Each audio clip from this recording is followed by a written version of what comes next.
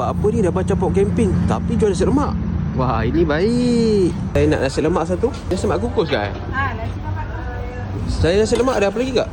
Saya nasi lemak ada nasi ayam, sup ayam, daging dan perut. Yang famous sekali special. Ni nasi lemak air korea tadi. Akak tu cakap yang crispy dia padu lah kat sini kan. Kerang sambal. So kita rasa. Ayam dia tak kecil tak besar lah. Okey lah, just nice. Kita dah rasa. Yang ni sambal kerang dia. Bihun sup special. Ada ayam, ada daging, keting. Kita rasa dia punya sup dulu. Bismillahirrahmanirrahim. Tuangkan kau kicap tu.